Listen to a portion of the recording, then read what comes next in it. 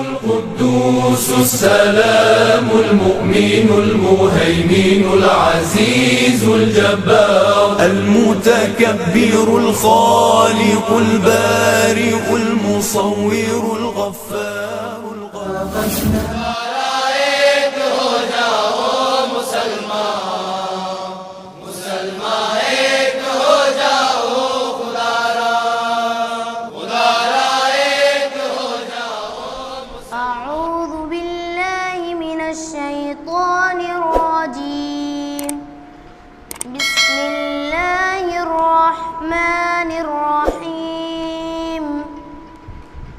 ألف لام ميم ذلك الكتاب لا ريب فيه هدى للمتقين الذين يؤمنون بالغيب ويقيمون الصلاة ومما رزقناهم ينفقون والذين يؤمنون بما أنزل إليك وما أنزل من قبلك وبالآخرة هم يوقنون أولئك على هدى من ربهم وأولئك هم المفلحون إن الذين كفروا سواء عليهم أنذرتهم أم لم تنذرهم لا يؤمنون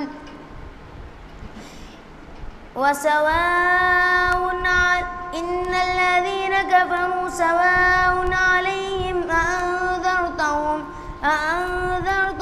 أم لم تنذرهم لا يؤمنون ختم الله على قلوبهم وعلى سمعهم وعلى أبصارهم غشاوة ولهم عذاب عظيم صدق الله العظيم.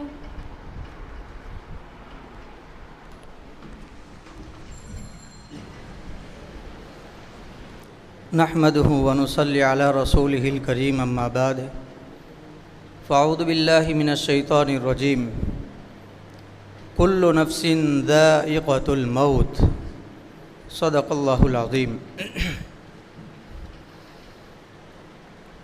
ہر نفس کو موت کا مزہ چکھنا ہے.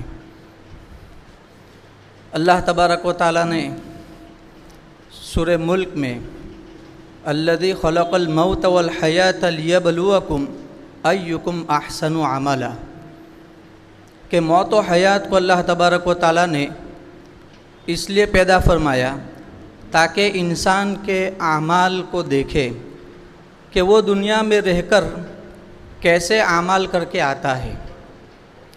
میرے دوستو، یہ فانی دنیا ہے. ہم سب کو ایک نہ ایک دن یہاں سے جانا ہے. ہمارے اوپر ابھی چند دنوں میں جو حادثہ ہوا، ہمارے مرحوم مولانا خلیل احمد دھرم پوری جو ہمارے برادر کبیر ہے، بہت مشفق، بہت مہربان تھے. ہم ان کے احسانات کو کبھی نہیں بھول سکتے اور ان کی زندگی بارہا ہماری آنکھوں کے سامنے رہے گی. میں آپ کو کیا بتاؤں کہ شروع ہی سے الحمدللہ والدین نے ان کی بہت اچھی تربیت کی تھی. ہماری والدہ بار بار یہ تذکرہ کرتی تھی کہ ہمیشہ اس کو باوضو دودھ پلایا ہے. اسی لیے میں اپنی زندگی میں دیکھتا تھا کہ ان کے اندر خیر ہی خیر، جب بھی دیکھے تو ان کے اندر خیر پایا جاتا تھا. اور کھیلنے اور لغویات کے اندر بہت کم ان کو میں نے دیکھا. اور ہمارے یہاں کے جو ان کے ساتھی ہیں انہوں نے بھی یہ بات کی تصدیق کی کہ مولانا ہمارے ساتھ اگر کھیلنے میں ہوتے تھے تو نماز کا وقت ہوتا تھا تو ہم سب کو ساتھ میں لے جا کر نماز پڑھاتے تھے اور کبھی کے بعد دین کی مجلس لگا لیتے تھے اور اچھی اچھی باتیں ہم کو بتلاتے تھے. یہ ان کے بچپنے کی حالت تھی. اور بھی بہت ساری باتیں ہیں. آج تو بہرحال وہ ہمارے درمیان نہیں رہے اور آج ان کا یہ تعزیتی جلسہ ہے تاکہ اس کے اندر ان کی جو صفت حمیدہ اور حسن اخلاق جو ان کے تھے ان کا تذکرہ کیا جائے. تب میں اپنے پروگرام کو آگے بڑھاتے ہوئے جاہد بھائی دریائی کو دعوت دوں گا کہ وہ آئے اور 5-7 منٹ میں چند کلمات ان کے بارے میں پیش فرمائے. بسم اللہ الرحمن الرحیم.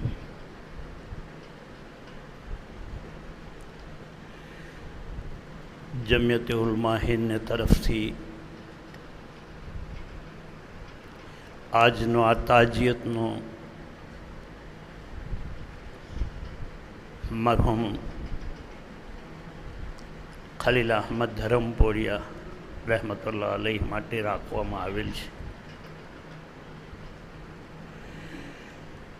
આજની આ મજલિસમાં હાજરીન ઉલમાઓ કરામ, એમના કુટુંબીજનો અને આમંત્રિત મહેમાનો, અત્યારે જ મૌલાનાએ કીધું કે દરેક જિંદગી એ મોતનો મજા ચાખવાનો છે. ગુજરાતીમાં એક સરસ વાક્ય છે એના માટે, સંપૂર્ણ વિરામ, પૂર્ણ વિરામ, યાને કે ફૂલ સ્ટોપ. જિંદગીનો આખરી એટલે મરણ, અને દરેક જીવનું મરણ થાય છે, પરંતુ એમની યાદો રહી જાય છે. ખલીલ અહમદ એક નવજવાન ઝરહળતા ઉગતા સૂરજની માફક એક ટરવરિયા નવજવાન આપની સમક્ષ હતા. બહુ જ નાની ઉંમરે આ દીપક બુઝાઈ ગયો. એમના વાલિદની ઉંમર સાથે અમારી ઉંમર સરખી છે, પરંતુ ખલીલ અહમદ આપની આંગળી પકડીને જે રીતે ચાલવામાં માનતો હતો અને જે મશવરાથી આખી હિન્દુસ્તાનના ઉલમાઓ ના સતત કોન્ટેક્ટમાં રહેનાર જો એક વ્યક્તિ હોય તો તેમાંનો એક ખલીલ અહમદ છે. એ મેં અનુભવી લીધું છે. જ્યારે પણ હોય કંઈક ને કંઈક એવા ઉલમાઓનું નામ લઈને આવે, અને જુમા મસ્જિદમાં કારી સાહેબને ઘણી વખતે વાત કરેલી હોય, પછી કારી સાહેબ મને કહે, અને અમે 2-3 જણા ઘણીવાર બેસતા હતા, અને એ પ્રોગ્રામ એવા ઉલમાઓને લાવ્યો છે કે એનું નામ પણ અત્યારે હું બયાન નથી કરી શકતો. અને એ ઉલમાઓની સોબત અને સંગત અને એમની ખિદમત માટે જો કાબિલે તારીફ હોય તો ખલીલ અહમદ રહેમતુલ્લાહ અલૈહ છે. અને એમની જે ખિદમત, એમનો જે સંપર્ક, એમની જે ફિકર, લોકોમાં એ ઉલમાઓની જે બયાનાત ને જે ફેજ પહોંચાડવાના પ્રયત્ન કે આ ઉલમાઓ આવે અને અહીં આવ્યા પછી લોકોમાં એમની જે વાતો થાય એની અસર, એની બરકત અને એનો લાભ મળે, એ ફિકર કરવાવાળો આ માણસ હતો. ખરેખર એમના ખિદમતનો જજ્બાત અને કોમની ફિકર અંદરથી જે હતી એ ઘણીવાર એ પોતે એમની વાત પરથી આપને એને તારવી શકતા હતા કે આ છોકરાની અંદર કેટલી બધી તાલાવેલી છે અને કેટલી બધી દીન, એવું નહીં, દીન અને દુનિયા બંનેની ફિકર, એને તાલીમની અંદર કેવી રીતે પ્રકાશ પડે અને કેવી રીતે આપનો સમાજનું ઉત્થાન થાય એને માટેના સંપૂર્ણ પ્રયત્ન કરનાર એટલે ખલીલ અહમદ ધરમપુરિયા. અલ્લાહ તાલાએ બહુ થોડી જિંદગીની અંદર આ બીમારીમાં એમને મહાત કરી દીધા અને એ હારી ગયા, અને આપની સમક્ષથી એ દીપક બુઝાઈ ગયો. એમની યાદ હંમેશા આપના દિલમાં રહેશે અને એમની જે કુડન હતી, એમની જે લગન હતી, એમના જે પ્રયત્ન હતા એ પૂરા કરવા માટે આપને સૌએ એમાં કદમ મિલાવવાના છે અને તો જ એમની રૂહ અને એમની અરવાહને શાંતિ મળશે. અલ્લાહ પાક એમને જન્નતુલ ફિરદોસમાં આલા મુકામ અતા ફરમાવે, એમના દરજાતને બુલંદ ફરમાવે, એમના ઘરવાળાઓને સબ્ર જમીલ અતા ફરમાવે અને આપને બધા દીન પર જે રીતે એમની ફિકર હતી એ ઉપર ચાલવાવાળા બનીએ અને ઉલમા ઇકરામના સંગતમાં રહેતા બનીએ એવી દુઆ સાથે વિરમું છું. અલ્લાહ પાક આસાન ફરમાવે. अस्सलाम अब मैं हमारे हज़रत मौलाना अब्दुल अज़ीज़ साहब दामद बरकातुहुम को दावत देता हूँ कि वो आए और कलिमात पेश फरमाएं. रब्बिल आलमीन वल आक़िबतु लिल मुत्तक़ीन वस्सलातु वस्सलामु अला खैरिल अनाम मुहम्मदिन व अला आलिहि व अस्हाबिहि अजमईन. अन अब्दुल्लाह इब्न उमर रज़ियल्लाहु तआला अन्हुमा उज़कुरु महासिन मौताकुम व कुफ़्फू अन मसाविहिम औ कमा क़ाल अलैहि स्सलातु वस्सलाम. हज़रत मौलाना खलील अहमद साहब रहमतुल्लाह अलैह सब हजरात जो है अपने अपने जहन से और उनको जो बातें उनकी ज़िंदगी में अच्छी लगी है उस एतबार से आदमी बयान करता है. हर इंसान का सोचने का अंदाज़, उसका ज़ाविया निगाह अलग अलग होता है, तो हर इंसान कुछ न कुछ देखता है और उसके मुताबिक उनकी तारीफ़ करता है. मैंने अपनी ज़िंदगी में जो उनका वस्फ़ इम्तियाज़ी देखा, जैसे एक बात है भाई नमाज़ पढ़ना, रोज़ा रखना, ज़कात देना, हज करना, ये तो हर मुसलमान करता है, एक अमूमी चीज़ है. एक आलिम है तो आलिम दीन की खिदमत करता है, ये एक अमूमी चीज़ है. सभी उलमा दीन की खिदमत करते हैं. तो इसमें कोई शक शुबा नहीं कि वो इंसान नेक थे, बहुत ज़्यादा सही राह पर चलने वाले थे, तलाश करते थे, उलमा से जोड़ था, बड़े बड़े उलमा से राबता था, ताल्लुक़ रखते थे. वो सब बातें अपनी जगह पर. मैंने कारी जमील साहब रहमतुल्लाह अलैह को देखा, जो वस्फ़ इम्तियाज़ी जो उनमें देखा वही मैंने उनके साहबजादे में देखा. हमारे वालिद साहब की उम्र के थे कारी जमील साहब, जैसे अभी जाहिद भाई दरियाई ने बताया. हम जब मदरसे में पढ़ते थे तो कारी जमील साहब जामे मस्जिद की इमामत छोड़कर मदरसे में दोबारा तशरीफ़ लाए थे पढ़ने के लिए, क़िराअत सही करने के लिए. कारी सिद्दीक़ साहब यहाँ पर जामे मस्जिद में तरावी पढ़ाने आए. उन्होंने तरावी पढ़ी, कारी साहब का भी कुरान सुना, नमाज इमाम थे 5 वक्त के यहाँ पे कारी जमील साहब. तो कारी सिद्दीक़ साहब जो है नमाज़ पढ़ते थे यहाँ पर. उन्होंने कारी साहब से कुछ तरग़ीब दी होगी कि आप तरक़े आइए और अपनी क़िराअत को और अच्छा उम्दा कीजिए. तो ये एक बहुत ताज्जुब की बात है कि जो मेरे वालिद साहब की उम्र का शख्स है वो हमारे मदरसे में जब मैं बच्चा हूँ, तालीम हासिल कर रहा हूँ और वहाँ तालीम हासिल करने आए और छोटे छोटे बच्चों के साथ उनको बैठना होता है कि वहाँ जो जमात होती है, अगर खुसूसी तजवीद में कोई वहाँ पे दाखिला लेता है तो होता क्या है कि जो कारी साहब रहते हैं, हमारे कारी अनीस साहब रहमतुल्लाह अलैह लखनवी, अब उनकी दरसगाह में मिसाल के तौर पर बैठे हैं. अब क़िराअत में क्या है, बारी बारी सब जमात आएगी वहाँ पर कारी साहब के पास. अरबी अव्वल वाले भी आएंगे, अरबी दोम वाले भी आएंगे, अरबी सौम वाले भी, अरबी चाहरूम वाले भी, अरबी पंजुम वाले भी. तो तमाम जमातों के साथ ही वो बनते जाते थे. उनको तो वहीं बैठना है, लेकिन जमातें हर घंटे में बदलती रहती है, एक एक पीरियड में. ये एक वस्फ़ इम्तियाज़ी, ये बहुत बड़ी बात है कि आदमी अपनी उम्र के इतनी ज़्यादा उम्र होने के बावजूद यानी अपनी बेटे की उम्र के बच्चों के साथ बैठकर उस्ताद से सबक हासिल करे और तालीम हासिल करे. ये बहुत बड़ी बात है. ये उनको फ़न क़िराअत से, कुरान पाक से उनकी दिलचस्पी और उनकी लगन और इमामत को छोड़कर आना एक बहुत बड़ी बात है. यानी ये समझिए कि ये करामत है, इसको एक करामत समझे कि हर शख्स नहीं कर सकता. ये एक तो है कि बड़ी उम्र में कोई पढ़ने आ गया, ऐसा भी हुआ है हमारे मदरसे में, लेकिन वो आलिम नहीं है, वो इमाम नहीं है, कुछ नहीं है. अब एक इमाम होकर इमामत छोड़कर दोबारा जाए मदरसे में, ये बहुत बड़ी बात होती है. मौलाना खलील साहब जो है, मैं 1995-96 में सुगड़ फलिया रहने आया, तो उस वक्त रोशन अली کہ جو مزار کے پاس جو عبادت خانہ ہے وہاں پہ حافظ نذیر صاحب تھے، وہ کہیں باہر چلے گئے، کیا ہوا تو ان کی جگہ پہ وہاں پہ پڑھانے لگے۔ پھر بعد میں وہاں پہ کیا بریلوی لوگوں نے تھوڑا ہنگامہ مچایا، کچھ کیا کہ اب ہمارا امام لائیں گے، آپ کا امام دیکھا اب ہمارا امام بھی رکھیں گے، بہت زبردستی ضد وغیرہ کی اور پھر انہوں نے اپنا بریلوی امام لائے۔ خیر جو بھی معاملہ تھا، تو اسی دوران اس کے آگے پیچھے عبد القادر فاتح والا صاحب دامت برکاتہم کے گھر کے سامنے مجھے ملے اور ان کے ہاتھ میں پاسپورٹ کے فارم تھے۔ کہا کہ ابھی میں یہ پاسپورٹ کا فارم وغیرہ پاسپورٹ بھی بنانے کا کام شروع کیا ہے۔ تو مجھ سے وہیں کھڑے کھڑے، مطلب وہ پیچھے میری آفس تھی سوگڑ فلیا میں، تو وہ آتے جاتے بھی تھے، تو اور ویسے بھی ملاقات ہوتی رہتی تھی۔ میں اس محلے میں اس طرف آیا سوگڑ فلیا میں، تو پھر ان سے ملاقات میری ہوتی رہتی تھی۔ تو انہوں نے مجھ سے پوچھا کہ میں کیا کروں، آپ کا کیا مشورہ ہے، آپ کی کیا رائے ہے کہ میں کیا کروں۔ میں نے ان کو 2 تجویز پیش کی۔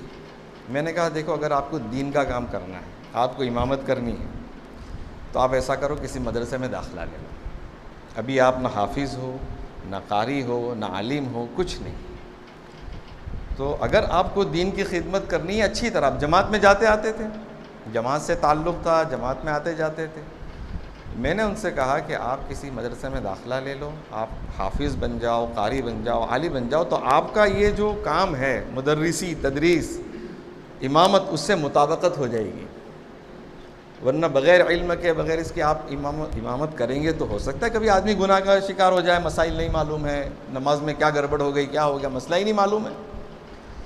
تو کتنے سارے مسائل ہوتے ہیں نماز میں، تو بجائے ثواب کے آدمی گنہگار بن جائے۔ تو میں نے کہا آپ کو یہ کام کرنا ہے تو آپ عالم بن جاؤ، اور اگر بالفرض اگر آپ کو اس میں نہیں جڑنا ہے تو آپ اسکول کی شاید 10ویں پاس تھے وہ، کہ آپ اسکول میں اور آگے پڑھ لو اور آپ داخلہ لے لو، آگے کی پڑھائی آپ کچھ کر لو، اور پھر کچھ کاروبار اگر آپ کو دیکھنا ہے آپ کاروبار سیٹ کر لو۔ تو اس کے بعد مجھے پتہ چلا، یہ تو ایک کھڑے کھڑے بات ہوئی تھی وہاں پر، لیکن بعد میں پتہ چلا کہ انہوں نے مدرسے میں داخلہ لے لیا۔ پہلے ترکیسر گئے، شاید ترکیسر کے بعد ڈابیل، ہاسوٹ گئے، پھر ڈابیل آئے۔ مطلب پڑھائی، میں اس وقت جو بیان کرنا چاہتا ہوں کہ انہوں نے بھی اپنے والد صاحب کی طرح، ان کی عمر جو ہے وہ جو 11 سال میں بچہ جاتا تھا، اتنی عمر نہیں تھی، زیادہ عمر تھی، میرے خیال سے 18 سال 20 سال بھی ہو چکے ہو گئے، وہ بھی بڑی عمر میں مدرسے میں انہوں نے داخلہ لیا۔ اب ظاہر بات ہے انہوں نے بھی جب داخلہ لیا ہوگا تو ان کے ساتھ بیٹھنے والے تو ان سے کم عمر ہی بچے تھے، اگر حفظ میں بیٹھے تب بھی وہ 10-11 سال کے بچے ہو گئے، ان سے 8 سال 10 سال چھوٹے بچے ہو گئے، اگر وہ عالمیت کے کلاس میں بیٹھے ہوں گے تب بھی ان سے 8-10 سال چھوٹے بچے تھے۔ اس میں ان کو پریشانیاں بھی آئی، کوئی مدرسہ جمع نہیں جمع، کہیں کیا ہوتا ہے کہ آدمی کی طبیعت گوارا نہیں کرتی، بیمار ہو جاتا آدمی، کہیں کا کسی کا ماحول آب و ہوا ٹھیک نہیں لگتی، کہیں کسی کا کھانا پینا صحیح نہیں ہوتا، اس لیے انہوں ان کے ترکیسر میں بھی رہے، کچھ ہاسوٹ میں رہے، پھر دابیل میں پڑھے، لیکن الحمدللہ علم سے ان کی جو وابستگی اور وہ جوڑ ہے وہ آخر تک رہا، اور ماشاءاللہ مدرس بن گئے۔ ہاں، اس کے لیے بھی مجھے پوچھا کہ بھائی کیا کرنا چاہیے، میں نے مفتی محمود صاحب سے مشورہ لیا تو انہوں نے یہ کہا کہ بھائی آپ پہلے شہر سے باہر کام کرو، اگر خدا نخواستہ کوئی مسئلہ ہو تو شہر اپنا وطن تو آپ کا ہے ہی، آپ یہاں تو کبھی بھی آ سکتے ہیں۔ میں نے کہا بہت بہتر مشورہ ہے، آپ دمن میں ہی چلے جائیں، کیونکہ شہر تو اپنا، وطن تو اپنا ہے، آپ کہیں بھی خدمت انجام دے ہی سکتے ہیں۔ تو پھر مولانا دمن چلے گئے، اور الحمدللہ وہاں استقامت سے اتنے سال تک رہے، جب سے دمن گئے، جب سے آخر تک تا وفات دمن میں ہی رہے۔ تو وصف امتیازی جو میری نظر میں حضرت قاری جمیل صاحب رحمۃ اللہ علیہ کا دیکھا، اور وہی ان کے صاحبزادے مولانا خلیل صاحب کا دیکھا، کہ عمر کی پرواہ نہ کرتے ہوئے انہوں نے علم حاصل کیا، قرآن کو حاصل کیا، حدیث کو حاصل کیا، اور اس کو لوگوں تک پہنچایا، مدرس بنے ماشاءاللہ۔ اور دینی جو خدمات وغیرہ ان کی جو ہے وہ آپ سبھی جانتے ہیں، باقی چیزیں تو آپ شہر کے سبھی لوگ جانتے ہیں۔ اللہ تبارک و تعالیٰ غریق رحمت فرمائیں ان کو، ان کے والد صاحب کو، اور ان کے بڑے ابا حضرت مفتی شبیر صاحب رحمۃ اللہ علیہ، جو ان کے خاندان میں سب سے بڑی شخصیت، ہمارے شہر کی قدیم بڑی شخصیتوں میں ان کا شمار ہے۔ اللہ تعالیٰ ان تمام کو غریق رحمت کرے، تمام مومنین کو، مسلمات کو۔ اور یہ جو بھی حالات چل رہے ہیں کورونا میں، اس میں روزانہ ہم علماء کی خبریں سنتے ہیں، ان کی اہلیاؤں کی خبریں سنتے ہیں۔ اللہ تبارک و تعالیٰ تمام مرحومین کو جنت الفردوس میں اعلیٰ سے اعلیٰ مقام عطا فرمائے۔ میں اسی پر اپنی بات کو ختم کرتا ہوں. آخر دعوانا اب میں ہمارے ماسٹر عارف صاحب کو دعوت دیتا ہوں کہ وہ آئے اور چند کلمات پیش فرمائیں.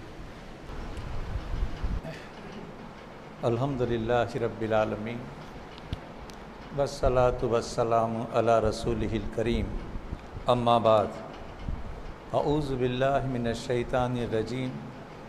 بسم اللہ الرحمن الرحیم. کل نفس ذائقۃ الموت. صدق اللہ العظیم. محترم بزرگوں اور دوستو، اللہ تبارک و تعالیٰ نے یہ دنیا جو بنائی ہے یہ ایک امتحان کی جگہ ہے. اللہ فرماتے ہیں وَلَنَبْلُوَنَّكُمْ بِشَيْءٍ، بے شک ہم تمہارا امتحان لیں گے. یہ اللہ نے فرمایا. اب امتحان ہے لیکن وقت تو بہت کم ہے. متاع قلیل، تھوڑا سا ساز و سامان ہے. ایام معدودات، گنے چنے دن ہیں. اور اس کے بعد ہر انسان کا مقدر جو ہے وہ لکھا جا چکا ہے، طے ہو چکا ہے. وَمَا كَانَ لِنَفْسٍ أَن تَمُوتَ إِلَّا بِإِذْنِ اللَّهِ كِتَابًا مُؤَجَّلًا. کیا فرمایا اللہ نے کہ اللہ کے حکم کے بغیر کسی کو موت نہیں آ سکتی. یہ اللہ کا حکم ہے، ایک دن دنیا چھوڑ کے جانا ہے اور وقت مقرر، کتابًا مؤجلہ، مقرر ہو چکا ہے. اس لیے تحقیق چلے جانا یہ ہمارے نصیب میں لکھا جا چکا ہے.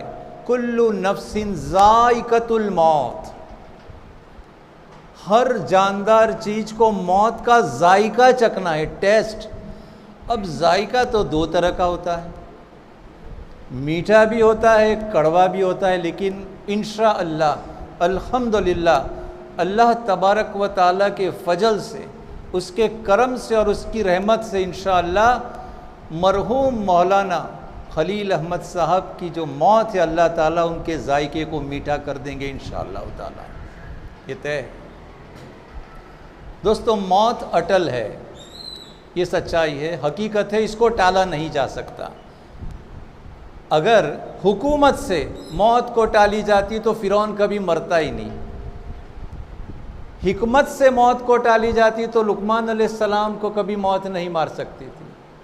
محبت سے اگر موت کو ٹالی جا سکتی تو ایک ماں اپنے گود میں پڑے بچے کو موت سے بچا لیتی. اس لیے موت تو ہے اور ہم سب کو اس کی تیاری کرنا ہے. اور اللہ تبارک و تعالیٰ سے یہ دعائیں کرنا ہے کہ ہم موت کی یعنی آخرت کی تیاری کریں. نبی علیہ السلام نے فرمایا کہ جب انسان تو زندگی گزار رہا ہے دنیا کے اندر تو ایک مہمان بن کر، پردیسی بن کے جیا کر، کیونکہ دنیا تو آخرت کی کھیتی ہے دوستو، جیسا بوگے ویسا کاٹو گے. اس لیے مولانا صاحب نے جو ابھی ایک آیت پڑھی تھی، الذی خلق الموت والحیات لیبلوکم ایکم احسن عملا. کیا فرماتے اللہ؟ ہم نے زندگی اور موت دونوں کا نظام جمایا ہے. کیوں؟ میں دیکھنا چاہتا ہوں اے میرے بندے کہ تم میں سے سب سے بہترین عمل کر کے کون میرے طرف لوٹ کے آتا ہے. تو انشاءاللہ مرحوم نے جو اعمال کیے اپنی زندگی کے اندر، اللہ تعالیٰ ان کو بہترین اعمال میں شمار کر لے. انہوں نے پروردگار سے محبت کی، پروردگار سے انہوں نے دل لگایا، تو انشاءاللہ ایک دن ان کو اللہ سے ملا دیا جائے گا.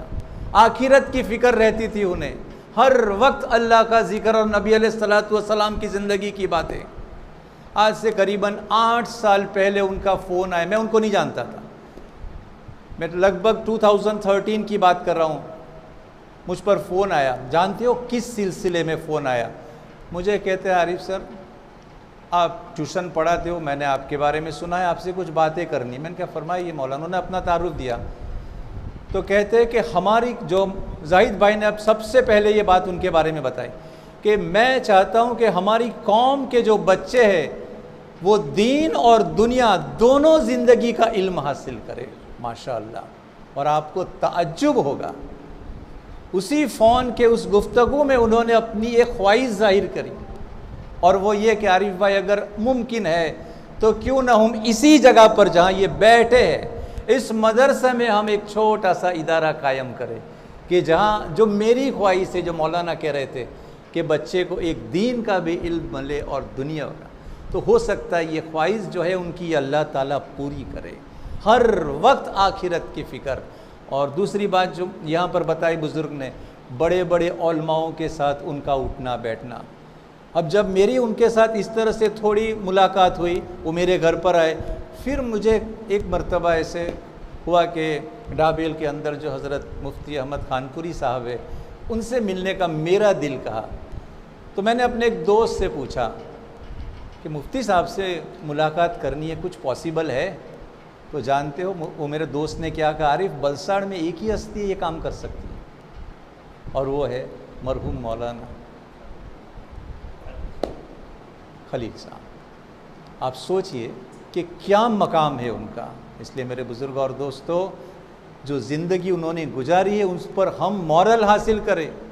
اجل ہی نے چھوڑا نہ کسرا نہ دارا، اسی سے سکندر صفاتے بھی، اور موت نے کسی کو نہیں بخشا۔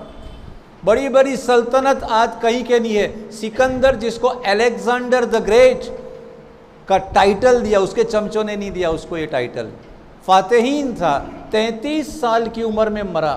یہ موت ہے، ہم سب کو جانا ہے۔ پڑا رہ گیا سب یوں ہی ٹھاٹ سارا، جگہ جی لگانے کی دنیا نہیں ہے، یہ عبرت کی جگہ ہے، تماشا نہیں ہے۔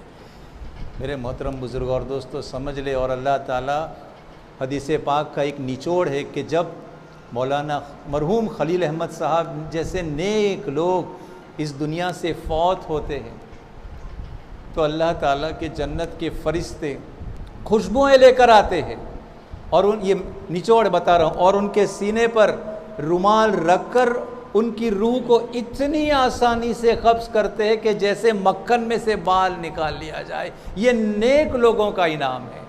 روایتوں میں تو یہ بھی آتا ہے کہ جب اس طرح کی نیک ہستی دنیا سے اٹھا لی جاتی ہے تو آسمان کے وہ دروازے روتے ہیں جہاں سے ہمیں رزق ملتا ہے، زمین کا وہ ٹکڑا روتا ہے جہاں پر یہ مولانا مرحوم نے بیٹھ کر اللہ کی عبادت کی ہے، تو آسمان اور زمین روتے ہیں۔ اور حدیث پاک میں فرمایا گیا کہ جس وقت ان کو ایسے کئی مومن ہیں کہ جب وہ اللہ کے سامنے پیش کیے جائیں گے اور وہ جب اللہ کو دیکھ کر مسکرائیں گے تو ان کے نیک اعمال کی زندگی کے بدولت اللہ ان کو سامنے دیکھ کر مسکرائے گا۔ اب اس سے بڑی بات تو کیا کہے۔ تو آج سب اس محفل کے ختم ہونے سے پہلے ہم نے جو اپنی پچھلی زندگی گزاری ہے اس سے بہتر جینے کی کچھ کوشش کرے، اور اللہ تعالیٰ سے ہم اپنے گناہوں کی سچے دل سے معافی کریں کہ اللہ تو ہمیں معاف کر، اور نیک انسان نیکوکاروں کی زندگی گزارے، کیونکہ وہ اللہ کو پسند ہے جو مرحوم نے گزاری۔ وَأَحْسِنُوا إِنَّ اللَّهَ يُحِبُّ الْمُحْسِنِينَ۔ سن لو اللہ کہہ رہے نیکی کرو، نیکی کیوں؟ اللہ نیکی کرنے والوں سے محبت کرتا ہے، یہ اللہ کہتے ہیں۔ تو میں تو بہت بڑے علماء اکرام عالم دین ہیں، میں تو کچھ بھی نہیں ہوں، معاف کرنا اگر کچھ زیادہ بول دیا ہوں تو معافی چاہتا ہوں، لیکن ہم سب بھی آج ان کے حق میں دعائیں کریں کہ اللہ تعالیٰ ان کو جنت الفردوس میں اعلیٰ مقام عطا فرمائے، اور ان کے جو گھر والے ہیں ان کو صبر جمیل عطا فرمائے۔ وآخر دعوانا ان الحمد للہ۔ اب ان کے بعد میں ان کے دوست حضرت قاری عبدالرحمن جو ان کے ساتھ میں پڑھاتے تھے ہمارے کھاٹکیوار مدرسے میں بھی، اور ماشاءاللہ انہوں نے مل کر بہت اچھی خدمت دی تھی، میں ان کو دعوت دیتا ہوں کہ وہ آئے۔ نحمدہ ونصلی علی رسولہ الکریم، اما بعد۔ بھائی محترم عزیز و دوستو اور بزرگوں، اصل میں یہ جو مجلس ہے یہ ایک صاحب دل انسان کی یاد کے اندر سجائی گئی ہے۔ انسان اپنی زندگی کے اندر کچھ اعمال ایسے کرتا ہے کہ وہ تو چلا جاتا ہے لیکن اس کی یاد چھوڑ جاتا ہے، اور ایسی مجالسوں کے انعقاد کا مقصد جو ہوتا ہے وہ ان صفات کو اب سننے کے بعد اپنی زندگی میں پیدا کرنا ہوتا ہے۔ ایک تو ہے کہ ہر ایک آدمی اپنے تاثرات کو بیان کرتا ہے، جیسے مولانا عبدالعزیز صاحب نے بھی فرمایا کہ انسان کو اپنی زندگی میں اس سے جو تجربہ ہوا ہے اس تجربے کو بیان کرے اور اس تجربے کا اظہار کرے کہ بھائی وہ تو ایسے تھے ایسے تھے ایسے تھے. ہر ایک کے اندر اللہ پاک نے کچھ صفاتیں رکھی ہوتی ہے، تو جو اچھی صفاتیں ہوتی ہے ان اچھی صفاتوں کو دیکھ کر اس سے سبق حاصل کرنا مقصود ہے. تو ہم بھی اس وقت جو حضرت مولانا خلیل صاحب کی صفاتوں کو بیان کر رہے ہیں کہ وہ زندگی کے اندر کیسے تھے، تو اس سے مقصد یہی ہے کہ ان کو دیکھ کر ان کے جیسی زندگی اور ان کے جیسے صفات ہمارے اندر ہم پیدا کرنے کی کوشش کریں. حضرت مولانا کے ساتھ میں ہمارا بہت پرانا تعلق ہے، بلکہ مجھے اچھی طرح سے یاد ہے جب 1996 یا 97 میں بلساڑ میں آیا، اس وقت سے پہلے دن سے ان کے ساتھ ہماری دوستی ہے. اور کھٹکیواڑ کے اندر جو حافظ زبیر صاحب کے مکان کے بازو میں پرانا مدرسہ ہے، وہاں ہم ساتھ میں پڑھایا کرتے تھے. اس کے بعد غالباً 98 کے اندر عمر فلیہ کے اندر بھی ہم نے مدرسہ شروع کیا تھا. اس وقت ہمارے مرحوم اسماعیل بھائی منیار صاحب اور مرحوم غلام بھائی نان صاحب، یہ دو حضرات یعنی بہت ہی زیادہ ہمیں ان کی طرف سے سپورٹ ملا تھا اس مدرسے کو شروع کرنے کے اندر. تو وہاں بھی ماشاءاللہ بڑی محنتیں کی انہوں نے، اور پہلے دن سے جو ان کا تجربہ مجھے ہیں، تو میں نے ایک دو چیزیں مولانا میں خاص طور سے دیکھی تھی. ایک چیز تو یہ کہ یہ اللہ کا بندہ چاہے کتنا ہی بڑا کام کرتا تھا وہ اخلاص کے ساتھ میں کرتا تھا.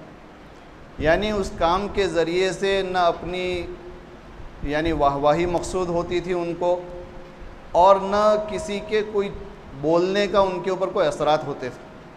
یعنی بہت سی مرتبہ ایسا ہوا، ہم نے یہاں کھٹکیواڑ کے مدرسے میں وہ شروعات کے دنوں کے اندر بھی، اور عمر فلیہ میں جب مدرسہ شروع کیا وہاں بھی ہم دونوں ساتھ میں پڑھاتے تھے. تو بہت سی مرتبہ والدین کی طرف سے ان کو کوئی شکایت ہوتی تو آ کر اتنی بدتمیزی سے بات کرتے تھے کہ میں تو اس وقت بالکل ہی یعنی یہ ہو جاتا تھا کہ بھئی اس کا منہ توڑ جواب دینا چاہیے، لیکن مولانا ہمیشہ مجھے روکتے تھے. اور مولانا میرے ہم عمر تھے، ان کی بھی 46 یا 47 سال کی عمر میں وفات ہوئی، میرا بھی 46واں سال چل رہا ہے، تو ہم عمر تھے دونوں. تو بہت سی مرتبہ میں ان کو کہتا تھا کہ یار خلیل تو بولتا کیوں نہیں ہے، تو کیوں سن لیتا ہے. تو وہ ایک چیز مجھے کہتے تھے کہ مولانا وہ بے وقوف ہے، ان کے ساتھ ہم کیا بے وقوف بنیں گے، ان کے اندر اور ہمارے اندر تو فرق ہے. تو یہ اخلاص کی علامت ہے کہ آدمی اپنے اندر ایسی چیز کو پیدا کر لے کہ ہر کام کے اندر اللہ کی رضا مقصود رکھے. اور جب انسان کسی نیک کام کو کرنے کے لیے اٹھتا ہے تو اس کے سامنے حالات بھی آتے ہیں، ہر طرح سے حالات آتے ہیں. جیسے عارف سر نے بھی کہا کہ ہم تم کو آزمائیں گے، قرآن کی آیت سے بتایا کہ ہم تم کو آزمائیں گے. تو آزمائش ہر طرح سے آتی ہے، مختلف طریقوں سے آتی ہے. تو ان کو جو ہم نے دیکھا کہ آزمائش کے اندر ہمیشہ ثابت قدم رہے، اخلاص کے ساتھ میں ہر کام کو کیا، اپنے آپ کو چھوٹا بنا کر کیا. تواضع ان کے اندر میں نے بہت زیادہ دیکھی. تواضع یعنی میں تو کئی مرتبہ مجھے اس بات کی حسرت بھی ہے، افسوس بھی ہے مجھے کہ میں زندگی میں ان سے معافی نہیں مانگ سکا.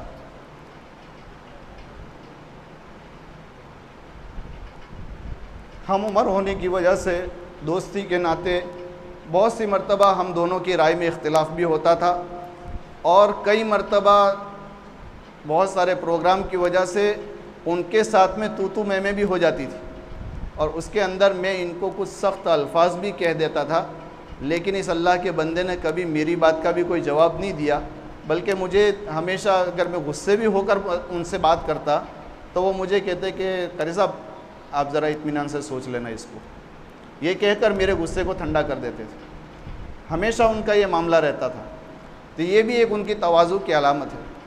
دوسری چیز کہ سنتوں کے اوپر عمل اور سنتوں کے اوپر عمل کروانے کی فکر، یہ دونوں چیزیں ان کے اندر کوٹ کوٹ کر بھری ہوئی تھی. ہمیشہ سنتوں کا اہتمام کرتے تھے. جب بھی یہاں آتے تھے تو میں ان کو اکثر دیکھتا تھا کہ ہر جمعہ کو صلاۃ التسبیح پڑھنے کا ان کا معمول تھا. قرآن کی تلاوت کے ساتھ میں ان کو لگاؤ تھا. جب بھی وہ چھٹیوں میں یہاں آتے تھے تو مسجد کے اندر جب فجر کی نماز میں پہلے سے آ جاتے، اور نماز کے بعد بھی اشراق تک وہ قرآن کی تلاوت اور اپنے معمولات کو پورا کرنے میں لگے رہتے تھے. اور یہ فرمایا کہ جیسے وہ خود عمل کرتے تھے ویسے ان کی ایک فکر ہوتی تھی کہ ہمارے محلے میں اور ہماری بستی میں ہر ایک اس کے اوپر عمل کرنے والا بن جاوے. کسی کو کسی کام کو بھی سنت کے خلاف ہوتا ہوا دیکھ کر وہ اللہ کا بندہ تل ملاتا تھا, یعنی اس کی کوشش کرتا تھا کہ بھئی اس کو کیسے روکا جائے. بہت ساری خرافات شروع میں یہاں پر ہوتی تھی, تو ان خرافات کے بارے میں آ کر کہتا تھا کہ بھئی چلو نے قاری صاحب اپنے ذرا جاوے ان کے پاس, ان کو ذرا جا کر بتاوے. میں ان کو کہتا تھا کہ یار اپنے تو دونوں بچے ہیں, اپنے کیا ان کو جا کے بتائیں گے, یہ کہاں ہماری سننے والے. بولے سنیں نہ سنیں وہ ان کی مرضی کی بات ہے, لیکن کہنا ہمارا فریضہ ہے. تو بہت سی مرتبہ ہم نے دیکھا ان کو کہ برجستہ اس نے کہہ دیا کہ بھئی دیکھو یہ جو کام آپ کر رہے ہیں یہ غلط ہے. اصلاح معاشرے کے بارے میں بھی ان کو بہت فکر سوار تھی, اپنی بستی کے اندر خاص طور پر ہمارے محلے کے اندر, اور اللہ والوں کے ساتھ میں تعلق جس کو ہم سن چکے ہیں کہ شاید میں سمجھتا ہوں کہ ہندوستان کی کوئی مایناز شخصیت ایسی ہوگی, کوئی ایسا عالم دین ہوگا کہ جن کو مولانا خلیل صاحب نہ جانتے ہو اور جو مولانا خلیل صاحب کو نہ جانتے ہو. ہر ایک کے ساتھ میں ان کا رابطہ, جیسے زہید بھائی نے بھی شروع میں بتایا کہ بھئی ایسے ایسے علماء کا نام لیتے تھے آ کر کے فلاں مولانا سے بات ہوئی ہے اور پروگرام ہم کو مل سکے ویسا ہے, اگر آپ لوگ تھوڑی سی ہمت کر لو تو ہم پروگرام کرنے کے لیے تیار ہیں. اور ان کو لاتے تھے.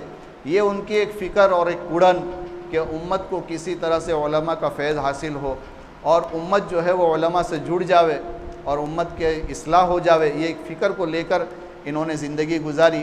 اسی زندگی کا نتیجہ تھا کہ موت بھی ان کی بڑی قابل مبارک آئی کہ ان کے چہرے کو دیکھ کر ایسا محسوس ہوتا تھا کہ وہ جاتے ہوئے خاموشی سے ہمیں یہ کہہ کر جا رہا ہے کہ دیکھو جیسا میں نے زندگی گزاری ہے اگر ایسی گزارو گے تو تم بھی میری طرح سے ہنس کے جاؤ گے.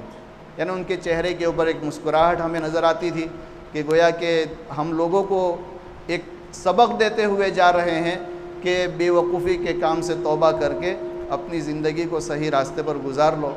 اللہ رب العزت ان کی مغفرت فرماوے, ان کے درجات کو بلند فرماوے, جنت الفردوس میں اعلیٰ مقام نصیب فرماوے. ان کا جو خلا ہے, ان کے جانے سے جو نقصان ہے, اس نقصان کی اللہ پاک بھرپائی کی کوئی شکل پیدا فرما دے. حقیقت میں انسان کی قدر تو اس کے جانے کے بعد ہی ہوتی ہے. انسان کو جو ہے وہ لوگ اس کے جانے کے بعد ہی پہچانتے ہیں کہ وہ کیسا تھا. بہت سی مرتبہ یوں فرمایا کہ اللہ والے کا وجود یہ فتنوں سے بچاؤ کا ذریعہ ہوتا ہے. یہ بھی ایک اللہ کا برگزیدہ بندہ تھا. میری نظر میں تو میں اس کو بہت یعنی نیک صالح سمجھتا تھا, اور نیک صالح تھا بھی وہ کہ اللہ والوں کے ساتھ میں ان کے تعلقات اور اپنی انفرادی زندگی کے اندر بھی اور جو ہے تو اجتماعی زندگی کے اندر بھی آج تک ہم نے نہیں دیکھا کہ کسی کو شکایت کا کوئی موقع دیا ہو. البتہ انسان ہے, انسان سے کوئی نہ کوئی غلطی تو ہو جاتی ہے. کبھی کبھار ایسا ہوتا ہے کہ معمولی سی غلطی بھی سامنے والے کو بہت بڑی نظر آتی ہے, جس کی وجہ سے وہ اس کو ایک یہ بنا لیتا ہے, ہیلا بنا لیتا ہے کہ بھئی یہ تو ایسا تھا, یہ تو ایسا تھا. لیکن واقعتاً ان کی زندگی پاک دامنی کی زندگی تھی, اور یہ ہمارے لیے عبرت کا مقام ہے کہ آج عموماً اس عمر کے اندر انسان یہ سمجھتا ہے کہ ابھی تو اپنے کو مرنے کو بہت زمانہ باقی ہے, جب موقع آئے گا تو اس وقت ہم تیاری کر لیں گے. لیکن ایسے لوگوں کا چلے جانا اور اتنی عمر میں چلے جانا یہ اس بات کی دلیل ہے کہ موت جو ہے وہ کسی کی عمر کو بھی نہیں دیکھتی. اللہ پاک نے جو لکھا ہے وہ ہو کر رہتا ہے, اس کے لیے آدمی کتنی ہی کوشش کر لے. تو یہ جو ان کا جانا ہے یہ ہمارے لیے قابل عبرت ہے, اس سے ہمیں سبق حاصل کرنا چاہیے. اور میں ان کے بھائیوں سے بھی درخواست کروں گا کہ جیسا مولانا عبدالعزیز صاحب نے بھی بتایا کہ بھئی قاری جمیل احمد صاحب کے اندر جو کچھ تھا وہ ہم نے مولانا خلیل صاحب کے اندر دیکھا. اب مولانا خلیل صاحب کے جانے کے بعد بھی آپ کے گھرانے کے اندر یہ جو چیزیں اوپر سے چلی آ رہی ہے اس کو باقی رکھنے کی کوشش کرے, کہ ان کی جو فکریں تھی اس فکروں کے اوپر اپنے آپ کو لگائیں. اور اہل محلہ کے لیے بھی یہ ضرورت ہے, اس لیے کہ ہماری بستی کے اندر سے ایک ایسا آدمی جو فکر کرتا تھا, ہو سکتا ہے کہ اسی کی فکروں کی بنیاد کے اوپر اللہ رب العزت نے آج تک ہمارے محلے کو تمام آفات سے, تمام شرور و فتن سے محفوظ رکھا ہو. اب ان کے جانے کے بعد ان کی دعاؤں سے ہم محروم ہو گئے, ان کی کڑن سے محروم ہو گئے. ہو سکتا ہے کہ اللہ کی طرف سے جو چیزیں رکی ہوئی تھی وہ اب ظاہر ہو جاوے. تو اس کے لیے ہمیں کوشش کرنا چاہیے کہ ایسے مرد مجاہد کو ہمیں اپنے محلے میں پیدا کرنا چاہیے, اور اس کے لیے اپنی ذات کو ہمیں پیش کرنا چاہیے کہ میں اپنی ذات سے ایسا بنوں جو امت کی فکر میں، امت کی کڑن کے اندر اپنے دن و رات کو گزارنے والے بنے۔ بس بہت سارے احباب اور بھی بیٹھے ہیں جن کو موقع دینا ہے، اسی کے اوپر میں اپنی بات کو ختم کرتا ہوں۔ اللہ عمل کی توفیق دے۔ ان کا ایک واقعہ ہے، میں بہت جلد بتا دیتا ہوں کہ شادی سے پہلے بلکہ بہت کم عمری میں حیدرآباد جماعت لے کر جا رہے تھے۔ ٹرین کے اندر یہ اپنے معمولات کو پورا کر رہے تھے۔ ایک لڑکی نوجوان بیٹھی ہوئی تھی، بار بار ان کو دیکھتی تھی کہ کبھی ذکر میں مشغول رہتے، کبھی قرآن کی تلاوت کرتے۔ تو قرآن کی تلاوت کرتے ہوئے دیکھا، بعد میں پوچھا کہ بھائی آپ یہ کیا پڑھتے ہیں اور یہ کیا چیز ہے؟ تو حضرت مرحوم نے ان کو یہ قرآن کی پوری ہسٹری بتائی اور وہ پورا اسلام کے بارے میں ان سے جاننے لگی۔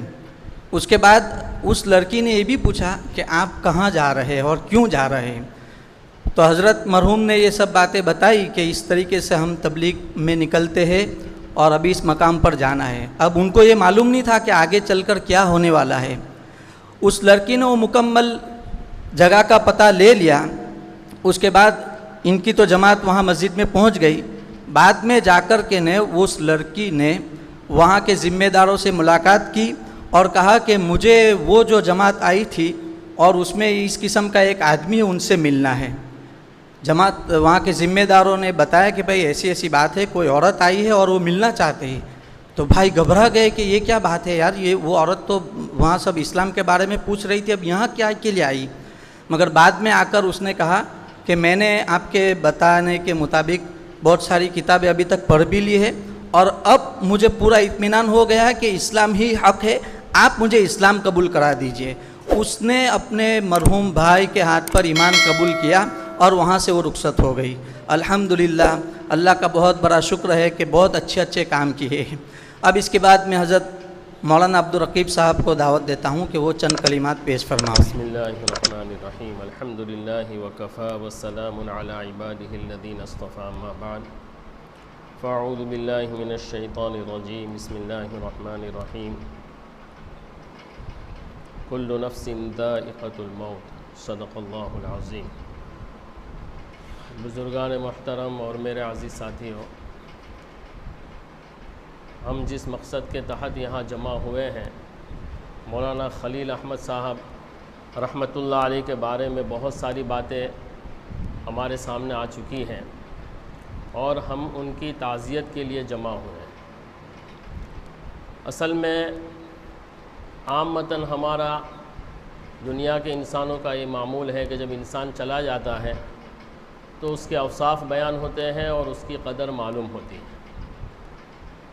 عقل مند آدمی وہ ہے کہ جو اس ایسے انسانوں کی زندگی میں ہی ان کی قدر کرے، کہ مرنے کے بعد اکثر یہ ہے، پوری دنیا کا یہ معمول ہے کہ انسان جب چلا جاتا ہے اس کے بعد اس کی قدر محسوس ہوتی ہے، اس کی کمی محسوس ہوتی ہے۔ مولانا خلیل احمد صاحب رحمۃ اللہ علیہ، میں جب 1995 میں فارغ ہو کر آیا بلسار، اس وقت سے ہمارا تعلق ہوا۔ وہ مجھ سے 3-4 سال چھوٹے تھے، تو مولانا عبدالعزیز صاحب کی آفس پر ملاقات ہو جاتی تھی کبھی، تو میں نے بھی ہمیشہ ان کے اندر ایک بات یہ دیکھی کہ قوم کی ان کو بہت فکر تھی، امت کی بہت زیادہ فکر تھی۔ دعوت سے جڑے ہوئے تھے، اس وقت تو وہ عالم نہیں تھے، لیکن اس کے اندر یہ تڑپ تھی، اور اسی لیے روشن علی میں پہنچنا، روشن علی کی جگہ پر جا کر امامت کرانا اور وہاں پہنچنا، اس وقت کسی عالم کی ہمت نہیں تھی۔ ہمارے بلسار کے کسی مولوی نے اس کی کوشش نہیں کی۔ ان کے اندر ایسی تڑپ تھی کہ یہ محلے کے لوگ بھی کیسے صحیح دین پر آ جائیں، یعنی عجیب ان کا مزاج تھا۔ میرا ان سے تعلق بہت کم رہا، لیکن جب بھی ملاقات ہوتی تھی بہت محبت سے ملتے تھے اور مجھے ہمیشہ کرتے تھے عبدالرقیب تم بھی کچھ فکر کیا کرو۔ یہ 25 سال جو گزرے ہیں، 26 سال، وہ جب بھی مجھے ملتے تھے بہت افسوس کے ساتھ مجھے کہتے تھے کہ عبدالرقیب تو دکان میں لگ گیا ہے، قوم کی تھوڑی سی فکر تو بھی کر لیا کر۔ اکیلے میں مجھے کہتے تھے۔ میرے ان کے ساتھ 2 سفر ہوئے۔ مولانا مفتی احمد خان صاحب، مفتی احمد خانپوری صاحب دامت برکاتہم کا ایک پروگرام کے لیے دعوت دینے جانا تھا ڈابھیل، اور مولانا خلیل سے ان کا بہت زیادہ تعلق تھا۔ تو بلسار والے ضیاء الرحمن بھائی وغیرہ نے کہا کہ مولانا واپی میں تھا حاجیوں کا جوڑ، تو کہا کسی طرح مفتی صاحب کو لے کر آویں۔ سب نے کہا کہ مفتی صاحب کا آنا تو بہت مشکل ہے، اور بلسار والوں کو تو مفتی صاحب دعوت قبول نہیں کرتے۔ میں اور مولانا خلیل صاحب پہنچے ڈابھیل اور مفتی صاحب سے درخواست کی۔ 5 منٹ شاید مشکل سے گزری ہوگی، مفتی صاحب نے ایک چٹھی لکھ کر دے دی اور کہا کہ مجھے اطلاع کر دینا، میں انشاءاللہ پہنچ جاؤں گا۔ تو یعنی اتنی بڑی شخصیت کے ساتھ ان کا ایسا تعلق، پھر مفتی صاحب آئے اور بہت دعائیں دی۔ ایک تو میرا یہ سفر ہوا، اور ایک مرتبہ ہم لوگ سنجان سے آگے، یہ جو وہاں اسکول بھی ہے عمر گاؤں سے آگے، نارگول سے بھی آگے، وہ جو سمندر کنارے ہیں، وہاں ایک پروگرام تھا بورڈی میں۔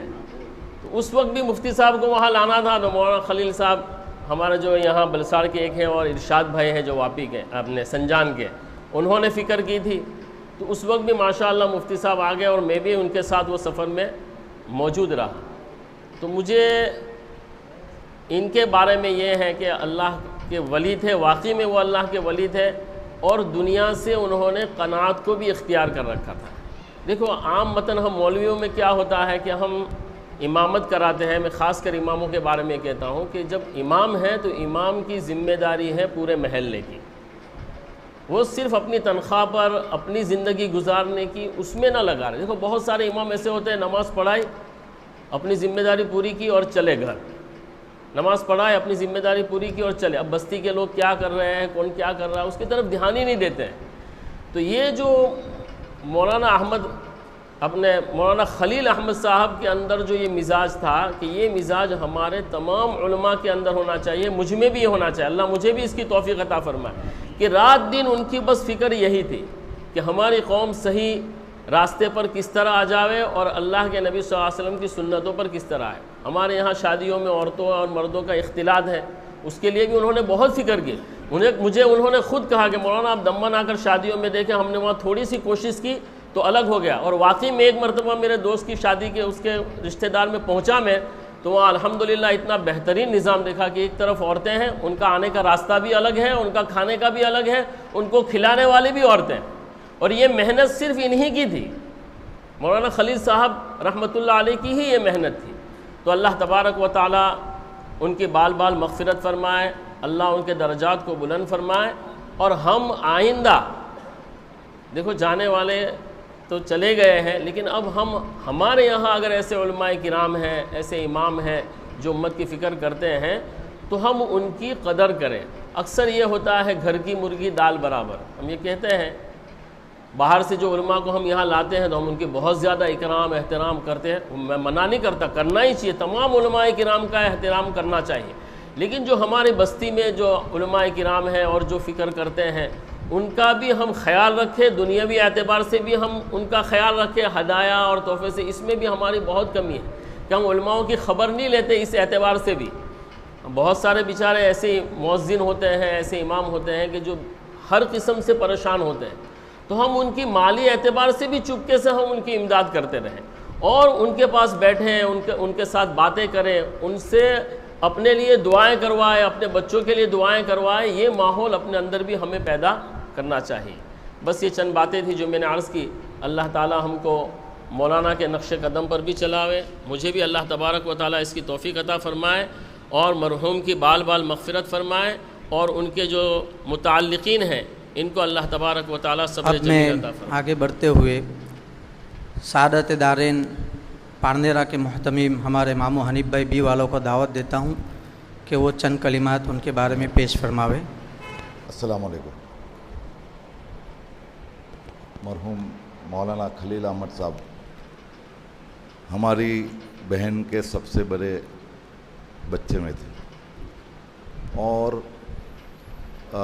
جب ان کی پیدائش ہوئی تب ہمارے بہنوں قاری جمیل صاحب یہاں پڑھاتے تھے، تب ان کی تنخواہ 50 روپیہ تھی، اس میں وہ 10 روپیہ رکھتے تھے اور 40 روپیہ بہن کو دیتے تھے۔ 10 روپیہ اس لیے رکھتے تھے کہ کبھی رانڈیڑ جانا ہے، کبھی ڈابیل جانا ہے، کبھی، تو یہ 10 روپیے سے ان کا پورا مہینہ یہ بزرگوں کے وہاں جانے میں، یا تو ایس ٹی ہے، یا تو رکشہ تھی، یا تو کوئی مل گیا تو اس کے ساتھ تو یہ جو شروعات تھی وہ آخر تک غریبی کے بیچ میں یہ چلے. پہلی بات. دوسری بات کہ جو تربیت ہوئی اور پرورش ہوئی اس میں کوئی خوشی میں نے ایسی کوئی انہوں کے بیچ میں ایسی خوشی نہیں مل کے کچھ یہ یعنی گھر بھی بدلتے رہے, مکان ٹوٹ گیا, ہمارے گھر میں رہے, ایس ٹی ڈیپو میں رہے, کہاں رہے, اسکول کا یہ کیا وہ, مگر پھر بھی الحمدللہ مولوی خلیل صاحب نے ایس ایس سی کی. اور ایس ایس سی کے بعد وہ بار بار مجھے کہتے تھے, تو میری دکان تھی نانپورہ میں, تو وہاں میں نے ان کو لگایا. تو وہاں دکان رات کو ختم ہونے کے بعد وہ ہوری بنگلہ مسجد میں مولانا خلیل یا کوئی تھے, وہ ان کی روزانہ بیٹھک تھی اور وہ وہاں درس دیتے تھے کچھ 15-20 منٹ کے. تو وہ وہاں جاتے ہیں, شروع ہوئے. پھر شروع ہوا ان کا یہ کہ ماموں مولوی بن جاؤں, مولانا کے پاس جاؤں, یہ کروں, مدرسے میں جاؤں. بولے کوئی ابھی تو سب سے بڑا ہے اور کوئی کھانا پینے کا کوئی نظام نہیں, تو یہ سب میں جائے گا کیا. پھر میں نے ان کو کہا ٹھیک ہے. تو مرحوم ہمارے بھائی تھے گلو بھائی, جمیل بھائی, ہم لوگ یہ ہو کہ ان کو وہاں لے گئے مفتی عبداللہ صاحب کے پاس ہاسوٹ, اور وہاں سے ان کی شروعات ہوئی. تو یہ جو ان کی جو طلب تھی کہ میں مولوی بن جاؤں, تو اس سے ان کا سفر وہاں سے شروع ہوا. اور شروع میں جب ان کی پیدائش ہوئی تو اس میری بہن کی شادی کے 1 سال پہلے ان کو سانس کی بیماری شروع ہو گئی. تو پہلا بچے میں بہن نے تھام لیا تھا کہ میں اسے باوجود ہی دودھ پلاؤں گی. تو سخت سردی کی موسم اور یہ رونا شروع ہوتا, اور وہ بہن کو جب کھانسنا شروع ہوتا تو 3-4 منٹ کے بعد وہ کف نکلتا. پھر وہ اٹھ کے جا کے ٹھنڈے پانی میں ہاتھ لگایا کہ واپس چالو. پھر بھی وہ وضو کرنے کے بعد ہی اس کو دودھ پلایا. میری بہن موت کے وقت مجھے کہا کہ ایک خلیل کو میں نے پوری جو آخر تک, شروع سے آخر تک کبھی بھی میں نے بغیر وجہ سے میں نے اس کو دودھ نہیں پلایا. تو یہ تربیت سے یہ شروع ہوا تھا. دوسری اس میں وقت کم ہے, دوسری جو خوبی یہ تھی کہ ہر شخص کی کوئی نہ کوئی پیر ہوتے. جیسے میرا قمر جمعہ صاحب ہے, کوئی جمعیت کے ساتھ ہے, یہ ایک ایسی شخصیت تھی جیسے ایس ٹی ڈیپو میں سے کوئی خیرگام جا رہی ہے تو وہ بس میں بیٹھ گیا, دھرمپور جا رہی ہے تو اس میں بیٹھ گیا, راجکوٹ جا رہی ہے. تو یہ ہر دین والے بڑے بزرگ اللہ کے ولی ہمارے شہر, خصوصاً ہمارے محلہ, پھر ہمارا شہر یا تو بلساڑ ضلع میں کدھر بھی آوے اور کون آیا کدھر آیا, یہ اس پہ وہ شروع سے زور لگاتے ہر جگہ پہ محنت کی. یہ جو مدرسہ بنا یہاں شروع سے جب جلسے کا اور بڑے بڑے بزرگ کو لانا یہ کرنا, اس میں خاص ان کی دخل تھی. ہم تو کاروبار میں لگے رہتے مگر یہ سب کرتا تھا اور کر کے سیدھا ہمارے کو ہاتھ میں دے دیتا تھا. تو یہ کبھی یہ نہیں سوچا کہ وہ کون سے ہے بھائی اور وہ کون سے تبلیغ والا ہے تو آنے دو. مولانا علی میاں ندوی ہے, مولانا ہردوئی ہے, یعنی بڑے بڑے بزرگوں کے ساتھ سیدھا وہ بیٹھ کے بات کر سکتا تھا اور وہ ان کو دعوت دیتے تھے اور وہ آتے تھے بھی.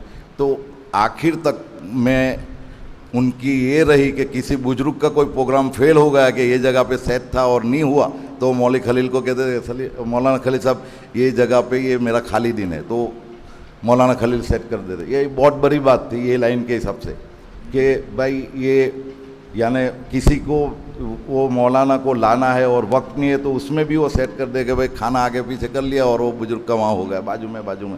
تو الحمدللہ انہوں نے آخر تک شروع سے لے کے آخر تک دین کے کام کیا, دین میں لگے رہے. موت کے جو آخری پل تھے, یعنی میں 1 ہفتے پہلے دمن جانا تھا مہمانوں کے ساتھ سمندر پہ, تو ان کو دیکھنے گیا, بخار یہ وہ تھا, تو بولا کہ ٹھیک ہے. رات کو فون آیا کہ طبیعت خراب ہے, سانس لینے میں تکلیف ہے, تو ان کو بلا لیا. تو یہ جو سرکاری ہاسپٹل میونسپلٹی ہاسپٹل میں ان کو آکسیجن شروع ہوا. 2 دن کے بعد کچھ ایسا لگا کہ ان کو ضرور رہے گی آگے وینٹیلیٹر کی.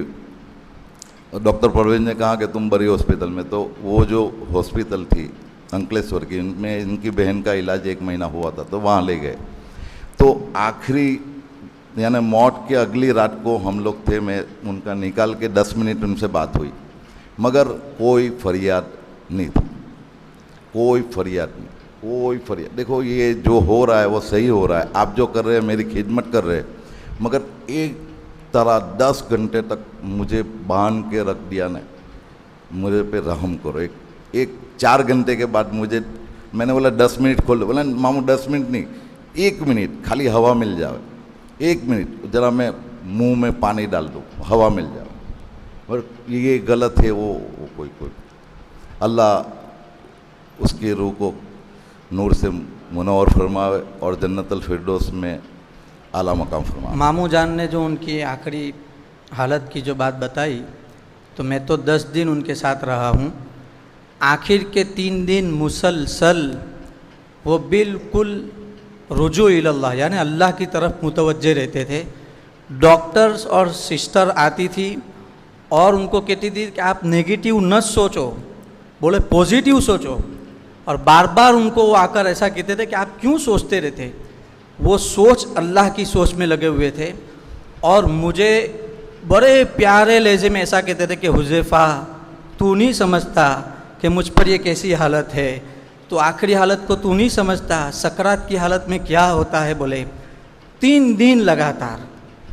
अब हम इतने मजबूर थे कि न उनको वहाँ से हटा सकते थे और न उनके ऊपर ये चस्पा करके रख सकते थे। अगर वो निकाले तो भी वो घबरा जाते थे, और रख छोड़ते तो वो 8-10 घंटे मुसलसल लगा रहता था। इस बिना पर वो बेचैन हो जाते थे और ऐसा कहते थे कि आखिरी हालत है, यहाँ से मुझे ले चलो। यहाँ तक कि उन्होंने लिख कर दिया कि ये मेरी आखिरी वसीयत है, कागज़ रखे हुए हैं। बोले अगर मुझे यहाँ से आप लोग हटा लेंगे तो मैं अच्छे से मर सकूँगा, बोले मुझ पर रहम करो। ये सब बातें याद आती है और रोना आता है। मतलब कि उनको अल्लाह तबारक व ताला से इतना रुजू था कि 3 दिन मुसलसल वो हंसे भी नहीं। डॉक्टर और सिस्टर ये कहते थे कि आप अच्छा सोचो और आप कुछ हंसो, वहाँ पर हंसी मजाक की बात भी करते थे तो मना करता था। मुझे भी मना करते थे कि हुज़ैफ़ा नहीं, अल्लाह की तरफ मुतवज्जे हो जाओ। उसके बाद बार बार यूँ हाथ उठाते थे, बार बार हाथ इस तरीके से उठाते थे और अल्लाह से दुआ करते कि अल्लाह मुझ पर रहम फरमा।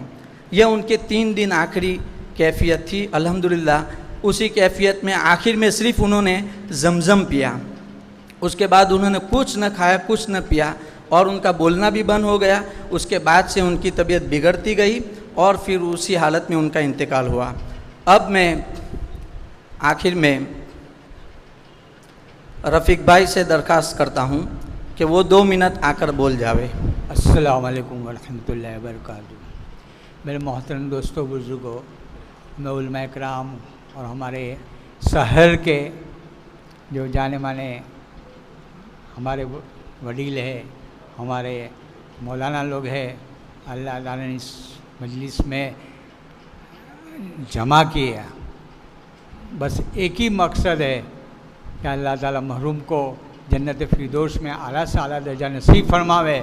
और मेरे भाइयों दोस्तों, जैसी उनकी अच्छी आदत थी, अच्छी सुन्नत थी और अच्छी उनके अखलाक थे, माशाअल्लाह मेरे साथ तो बहुत साल से, यानी मैं जब पार्टी में भी था तो पार्टी के अंदर वो आए थे मरहूम कारी जमील के साथ, और वहाँ एक छोटी सी हमारे मोहम्मदी मस्जिद के पास एक होटल लगाई थी, वहाँ हम बैठते थे और कभी भी उनके चेहरे पर कभी भी गम नहीं, वो मैंने देखा।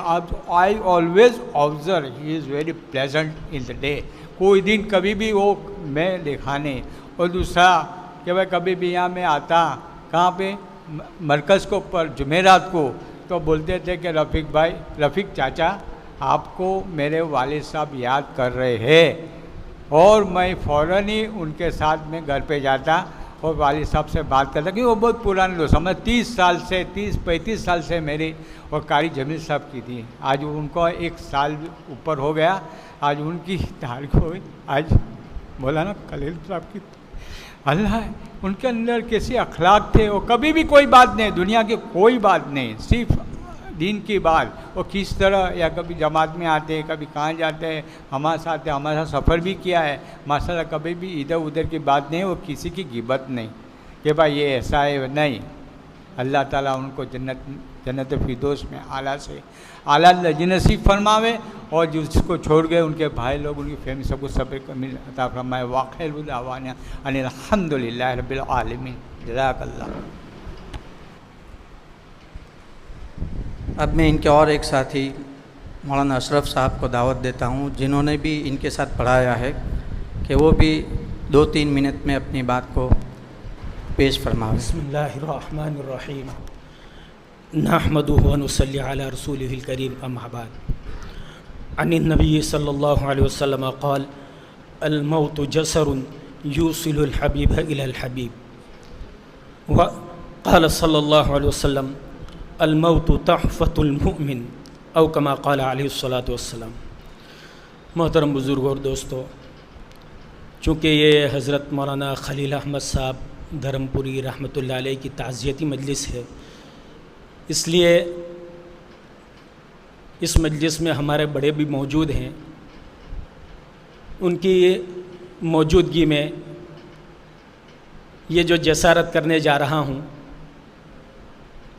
یہ ان کے شان میں گستاخی بھی محسوس کرتا ہوں، مگر چونکہ ہمارے بزرگوں کا ایک طریقہ رہا ہے کہ جب کوئی تعزیتی مجلس ہوتی ہے یا تعزیتی خط کسی کو لکھا جاتا ہے تو مسنون طور پر تعزیت کرتے ہیں.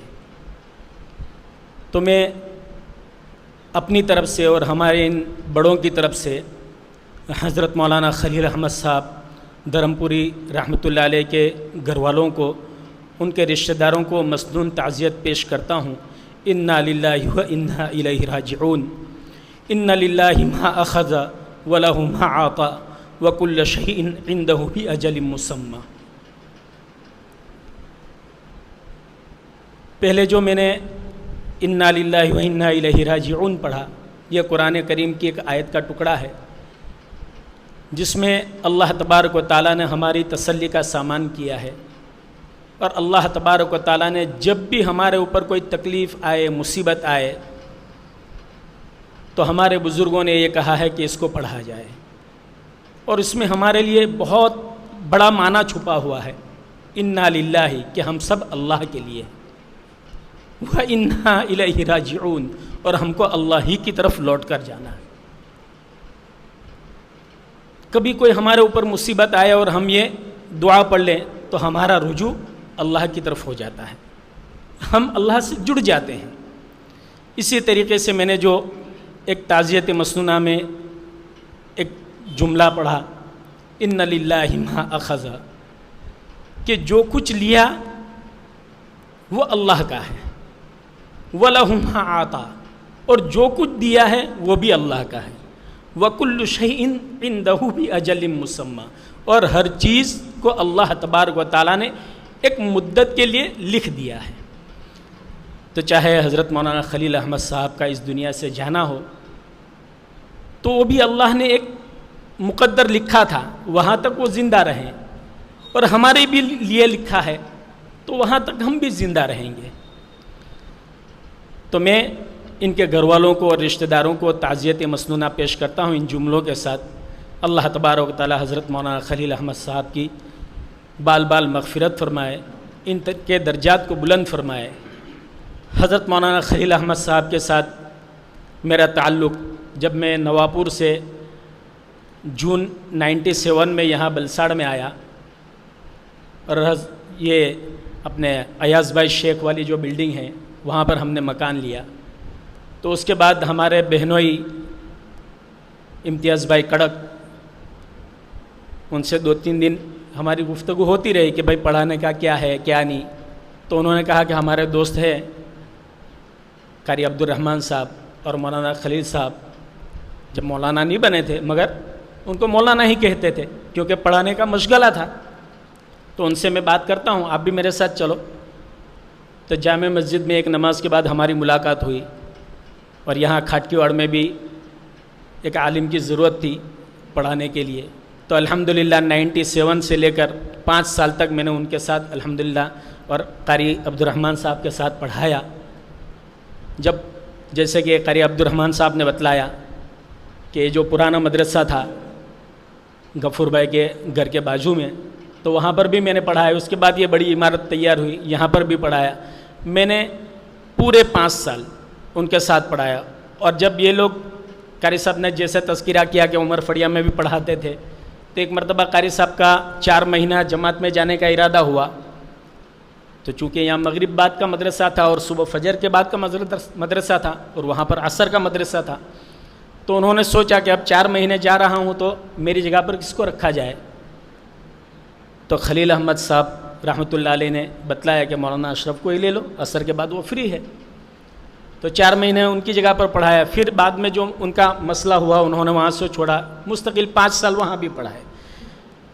تو ان کے ساتھ جو میری زندگی گزری 5 سال میں، تو میں نے کبھی نہیں دیکھا کہ کسی کے ساتھ اونچی آواز سے بات کی ہو.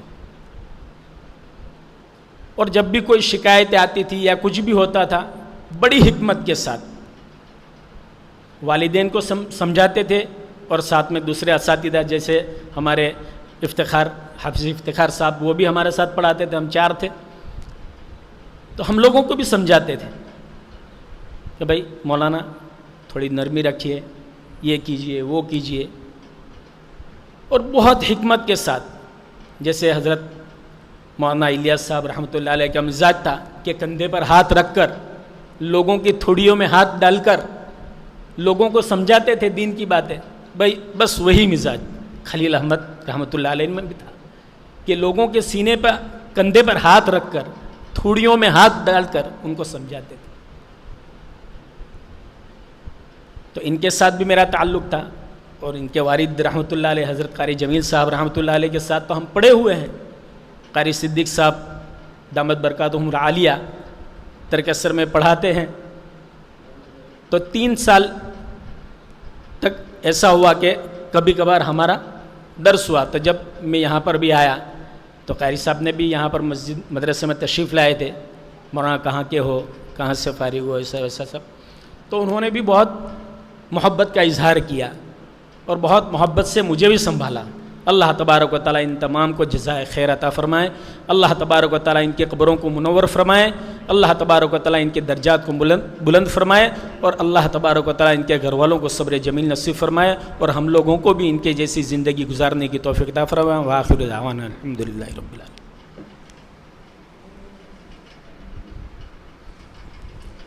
مولانا اشرف صاحب نے جو بات بتائی کہ مولانا نہیں تھے پھر بھی لوگ مولانا بولتے تھے، تو ان کے مولانا بننے کا ذریعہ ہماری برادری کے کچھ نوجوان بنے.